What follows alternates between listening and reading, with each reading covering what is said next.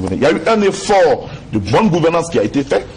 Je dois dire ici que nous sommes sur ce plateau avec un ancien ministre des Finances. Demandez-lui comment se fait-il qu'il a pu faire des élections sans apport extérieur. Demandez-lui comment il a pu faire des élections alors que les bailleurs de fonds avaient coupé avec toute la Côte d'Ivoire, qu'on n'avait eu aucun financement extérieur. Mais c'est possible si les Ivoiriens veulent travailler avec un minimum de rigueur. Mais enfin, cette rigueur, et c'est pas juste. Messieurs, je crois qu'il y a une espèce de mensonge sur le budget de souveraineté. Alors ça devient un peu la trouvaille. Tout le monde parle du budget. Quelles sont les composantes? Vous avez dit, qu'est-ce que... Tel qu'on en parle, monsieur Fofana. Oui, nous allons laisser Monsieur William Atebi, lorsqu'on nous parle du budget de souveraineté... va terminer, Madame Kaba. C'est comme si... Je suis désolé, quand quelqu'un dit pas la vérité... Monsieur William Atebi, oui.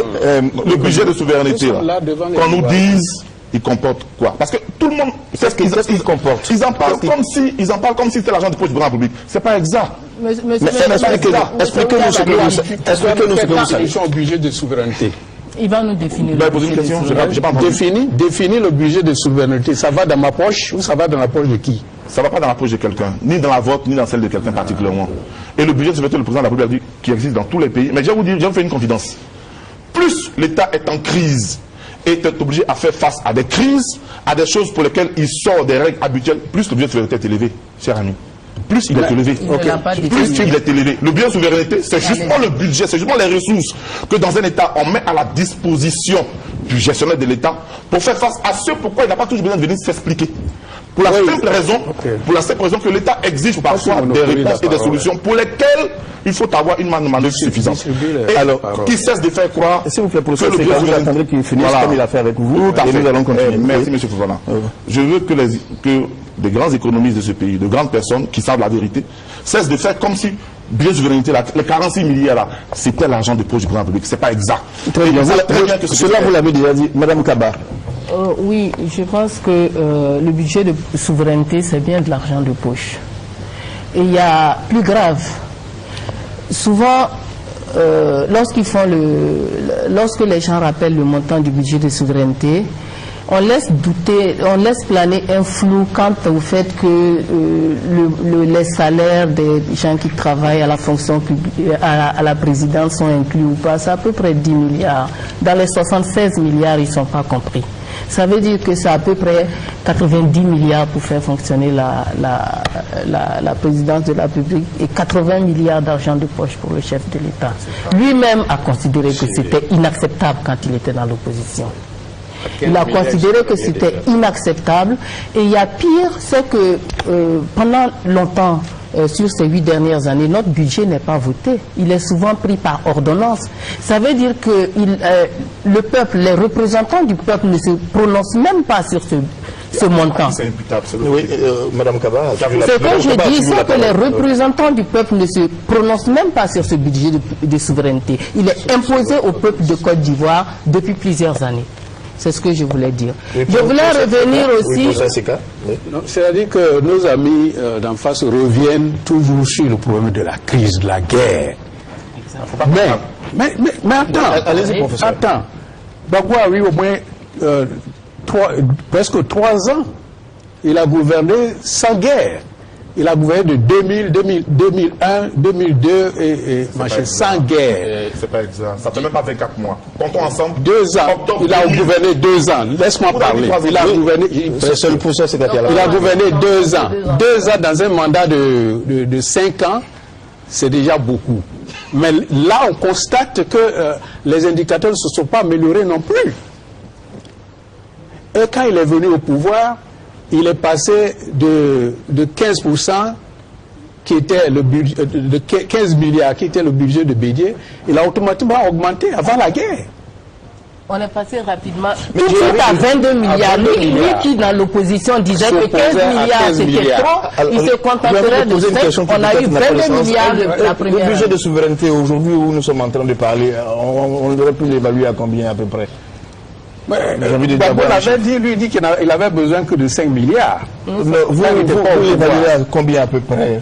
Non, mais vous faites diriger ce pays avec 4 milliards. Oui, en fait, ma question n'était pas celle-là vraiment. La question du budget de souveraineté.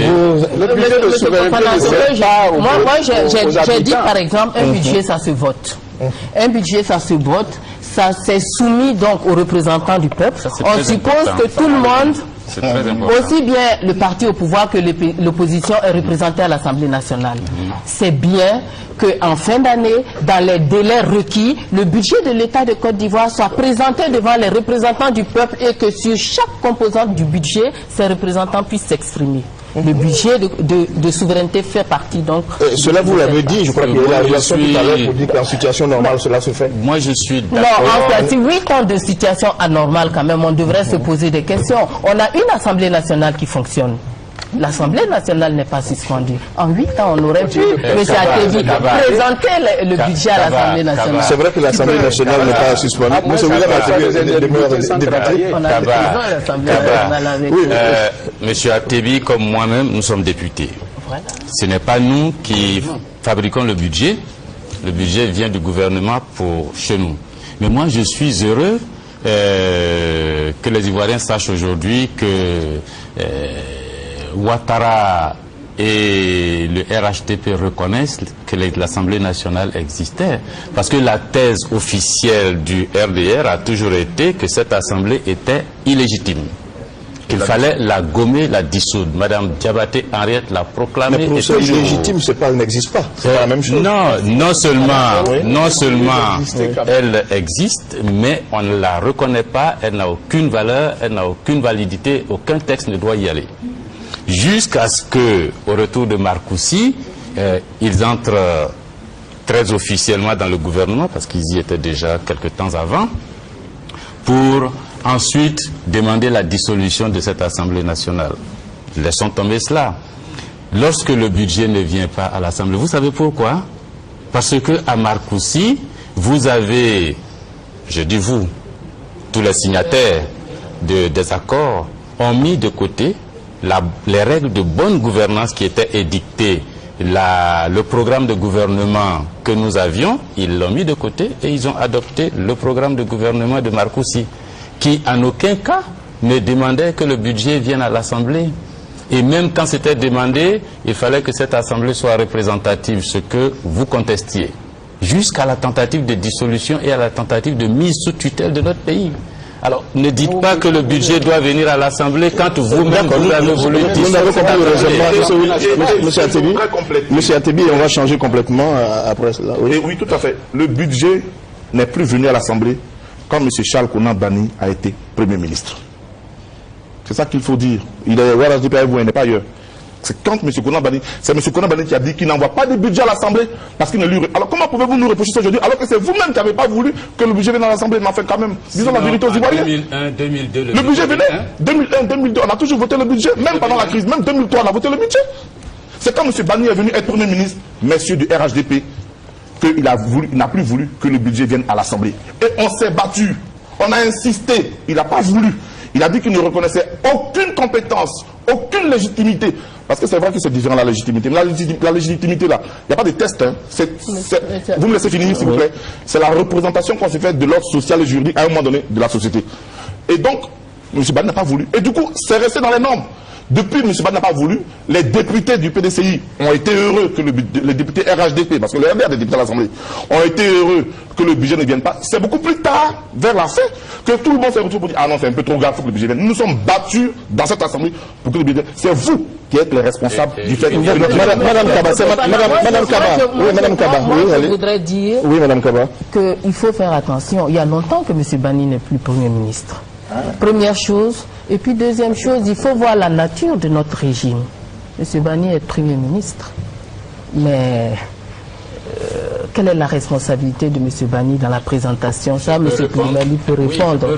Je pense que M. Banny est parti. Peut-être que la majorité présidentielle a eu l'occasion d'amener le budget, maintes fois l'occasion d'amener le budget devant les parlementaires pour qu'ils se prononcent dessus. Oui, ils n'ont pas fait.